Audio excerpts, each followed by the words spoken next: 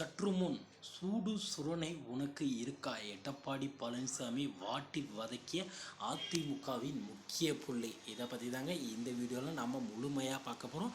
நீங்கள் நம்ம சேனலுக்கு புதியவர் அப்படின்னா நம்ம சேனலை சப்ஸ்கிரைப் பண்ணி பக்கத்துலேயே ஆல்னு ஒரு பட்டன் இருக்கும், அதையும் கிளிக் பண்ணி வச்சுக்கோங்க. அப்போ தான் நான் போடக்கூடிய ஒவ்வொரு வீடியோவும் உங்கள் மொபைலுக்கு நோட்டிஃபிகேஷனாக வரும். வாங்க வீடியோக்குள்ளே போகலாம்.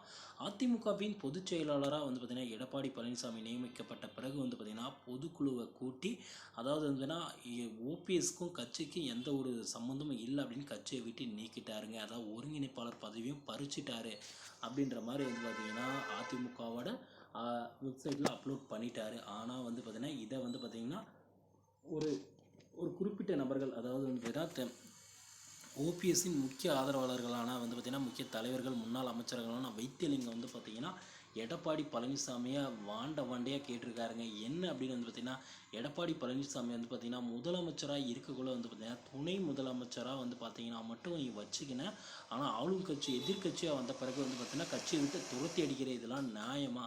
உனக்கெல்லாம் மான சூடு சொரணை இருக்கா? அப்படின்ற மாதிரிலாம் கேட்டிருக்காருங்க. அது மட்டும் இல்லாமல் பார்த்திங்கன்னா இவரே பார்த்திங்கன்னா கட்சியை விட்டு நீக்கிட்டு இனிமேல் பார்த்திங்கன்னா அதிமுகவுக்கும் ஓபிஎஸ்க்கும் சம்மந்தம் இல்லை அப்படின்னு சொன்னால் மற்ற தொண்டர்கள்லாம் விட்டுருவாங்களா அப்படின்ற மாதிரி பார்த்திங்கன்னா நம்ம வைத்தியலிங்கம் பார்த்திங்கன்னா எடப்பாடியாரை பார்த்திங்கன்னா வாண்டையே கேட்டிருக்காருங்க. நீ எல்லாம் பார்த்திங்கன்னா அந்த மாதிரி கொஞ்சம் அவதூறாக பேசியிருக்காருங்க. இதை பார்த்திங்கன்னா ஒரு கண்டிக்கத்தக்க ஒரு விஷயமாக தாங்க இருக்குது. ஏன் அப்படின்னு பார்த்திங்கன்னா இந்த மாதிரி ஒரு முன்னாள் முதலமைச்சரை கேட்குறது பார்த்திங்கன்னா பெரிய ஒரு தவறுங்க.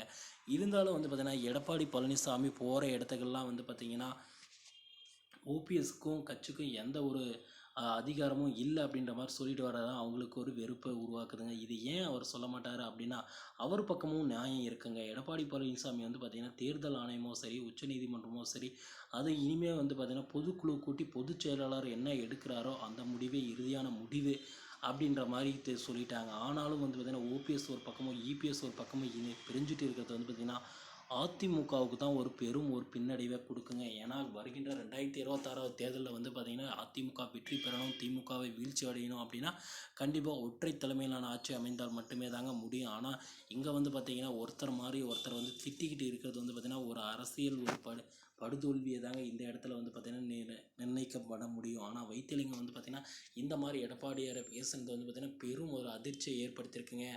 கூடிய விரைவில் பார்த்திங்கன்னா இது எல்லாமே மாற்றமும் அடையும் அப்படின்ற மாதிரி எதிர்பார்க்குறாங்க. ஏன்னா ஓபிஎஸ் இதே தூண்டுதல் பேராக பார்த்திங்கன்னா வைத்தியலிங்கம் செய்வாரா அப்படின்ற மாதிரியான செய்திகள் கூட வெளிவந்துட்டு இருக்குங்க. ஓகே ஃப்ரெண்ட்ஸ், வீடியோ பிடிச்சிருந்தா சேனலை சப்ஸ்கிரைப் பண்ணி வச்சுக்கோங்க. தேங்க்யூ.